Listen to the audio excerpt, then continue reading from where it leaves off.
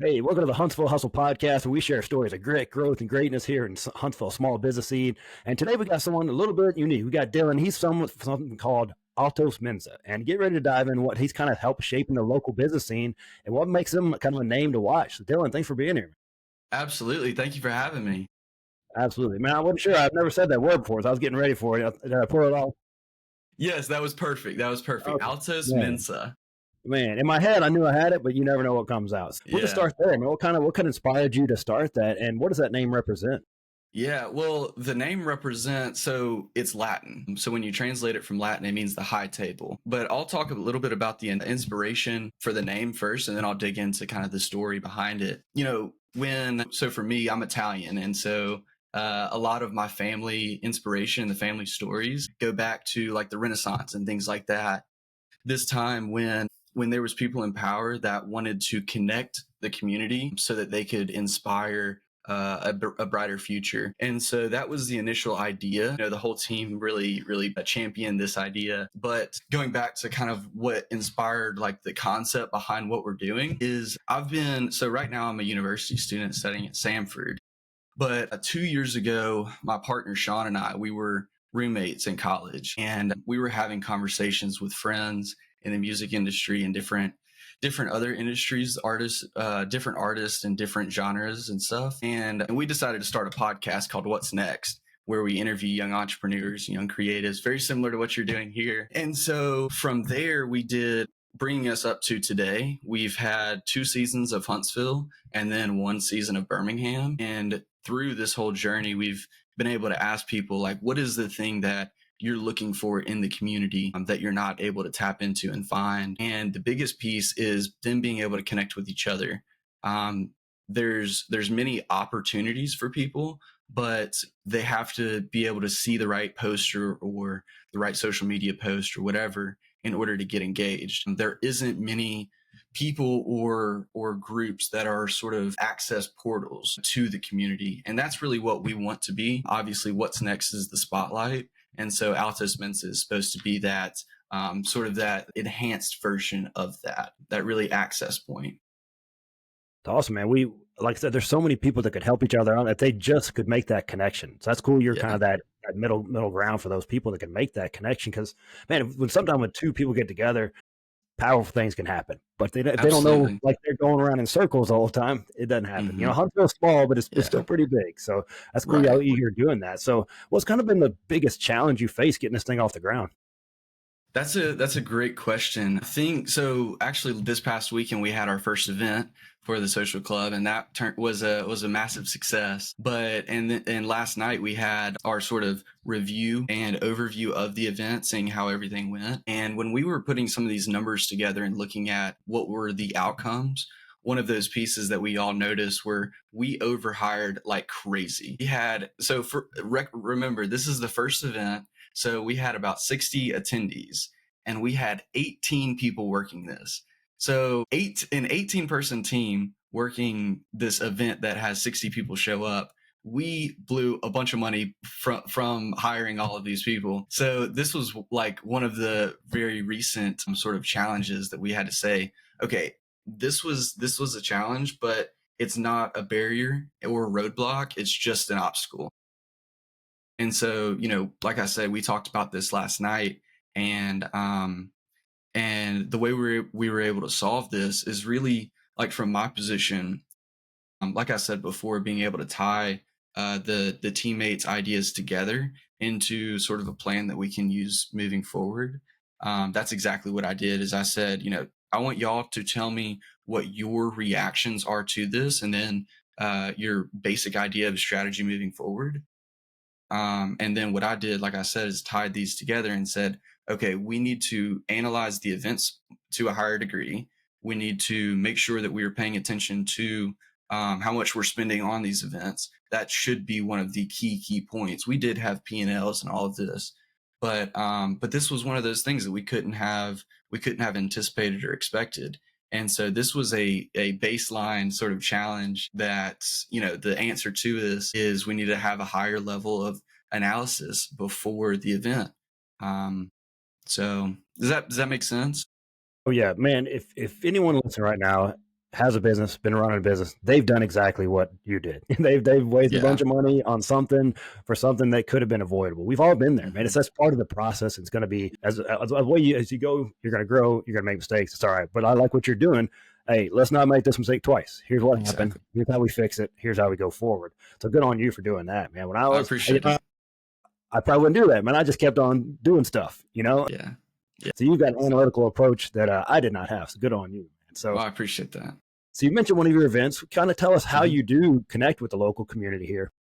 Yeah, well, obviously there's the in-person events where we want to do a bunch of different concepts. So this first one, it was sort of a networking night. We hosted it in the Speakeasy at Straight to Ale. And so it, like I say, turned out to be a great success. We had probably 4 or 5 people turn into members from the event. And so this was one of those pieces. I'll tell a quick story. One of the people who came, he was not introduced to any of us. Like none of the team knew him.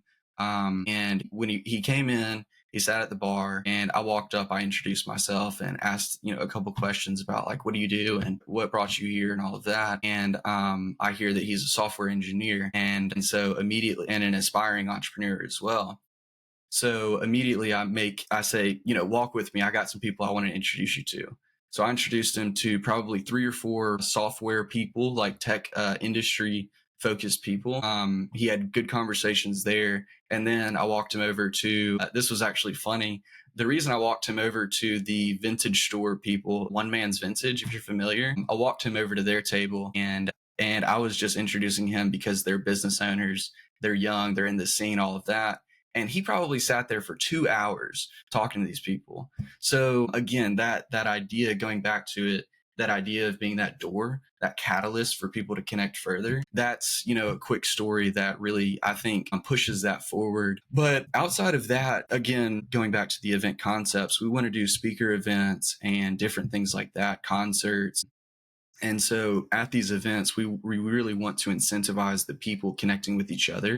But also, a piece of the membership is we offer them discounts to local businesses. And so that's an immediate way for people to connect to the Huntsville businesses and not just the community piece. But I think it needs both. And so that's what we're excited to be doing. It's awesome, man. So who's kind of your target market? It's really the 21 to 35-year-olds that are entrepreneurs or creatives. Those are the biggest pieces of the community. I think these two communities have a lot of things in each of them, but they don't have enough like cohabitation pieces, events that bring them together. So yeah. Yeah, that's great. It's gonna be some cool stuff that comes out of that when people can get like they're the young, excited entrepreneurs getting together. It's gonna be some cool things come out of that. And so that's gonna be, I know from you having one to kind of put them all together. It's gonna be cool for you to see that as you grow. So what's kind of some changes or resources you'd like to see Huntsville add to help the small business owner out here? Yeah, that's a great question. So obviously living in Birmingham, I get to see a lot of what Birmingham has to offer. And one of those pieces is a lot of these co-working spaces. I know Huntsville has Coin and I think there might be 1 or 2 others, but that would be one of those is co-working spaces that also are connected to maybe an incubator. That's Innovation Depot. That's kind of the concept behind it is there's an incubator for tech companies. And then there's the co-working spaces where you or your company can come in and work, but also come to events, connect with people, engage, all of that. But that would be one of those key pieces, a co-working space with incubators. And that's one of my critiques on the incubators is so many of them are only tech focused. They only accept tech companies. So you have to be tech enabled in order to get into them. Obviously, there's many reasons for that, but that would be one of those pieces where if we could have some co-working spaces with incubators that are more similar to like Y Combinator and these others, rather than an only tech enabled kind of incubator, that would be the biggest piece. I think it would start drawing more out of town entrepreneurs to Huntsville. That's a part of the reason why I'm in Birmingham is because of the business community here and the university connections as well. But yeah, those would be the top pieces I think that would take Huntsville to the next level when it comes to supporting entrepreneurship and incentivizing it. Hey, we're always trying to get more people to move here. Mm-hmm. Unless you like grew up here or like you're you're native, they're like, quit telling people to move here. But other than that, we're always trying to get smarter people to come in here. I mean, Huntsville, it's a smart place. That's kind of the tagline, right? So if we can attract more talent and smart people that way, let's get us an incubator, man. Let's do that. Absolutely. You deal with a lot of business owners. You talk to a lot of business owners. You're one yourself. What's kind of a key advice you give someone who wants to start a small business in Huntsville? I love that question. We often ask this on our podcast as well, and we get so many different answers. And so I love hearing this. And a quick story is actually last night I was asked this. So my roommate, his sister, she is starting a salon where she, does braiding and different hair things. And right now she's sort of working out of her house and going to different places. But she asked me that exact thing. What is some simple, like, quick advice that you could give? And the pieces, I kind of broke this up into 3 different pieces. The first thing is team. From my perspective, we've got a team of 5, and they are the lifeblood of AltosMensa. And it's just as a leader, it's my job to bring them together and then make sure we're going in the right direction, right? And so team, focusing on building the right team, I think is critical. But for solopreneurs, I would say momentum. Use the momentum, because there's going to be pieces of the business that you absolutely love, and you could do 15 times a day and not get paid at all and still feel accomplished at the end of it. And then there's the other pieces that are like the boring stuff, the things that make you say, this is too hard, or whatever, the pieces that you have to learn as well. But when the momentum starts happening, when you're seeing success from the things that you're loving or the things that you're hating, and you use that momentum, then you're going to bust through those challenges, the same way that we did with the event over hiring. Is we immediately said, we have momentum. This is where we won with the event. This is where we lost. So let's use our momentum with where we won to bust through those losses and move on to the next thing. And the last piece that I'll throw in here is, if you can lead with seriousness, especially from a young entrepreneur perspective, if you take whatever you're doing with the highest degree of certainty that you are going to accomplish your goals, or you are going to accomplish what you say you're going to, and you always have this very serious attitude about it, then that will inspire other people to say, okay, these people aren't playing around. And so from a competitor standpoint, that might not be the greatest thing, but from a perspective of engagement and growth and success quickly, I would say if you lead with seriousness, you'll get a whole lot further faster. That's a great little plan, man. You put that together. She owes you some money for that, man, when she's rolling in her salon. But yeah, I love about the team, man. They say the bigger your dream, the more important your team. It's all about your people, man. You get some people together like that, like, you've assembled a pretty awesome team already. So that's going to be what's going to drive Thank you you. forward. So that's a good place to start right there, is finding your team. So have you gotten much pushback from being kind of a young entrepreneur in the area? Certainly. I mean, there are tons of things that I've gone into where I have a proposal that is definitely not where it should be. It should have had another week's worth of, QC and all of this. And when you go into those meetings and you find out that you're further back than you really feel like, or you realize, then you just really have to go back to the drawing board and say, how do I change these things? And obviously, entrepreneurship is a journey. You learn things over time. Right now I'm a junior at Samford. I'm studying finance, and everything that I have learned, all the tools that I've accumulated to help me be an entrepreneur, I didn't get at school.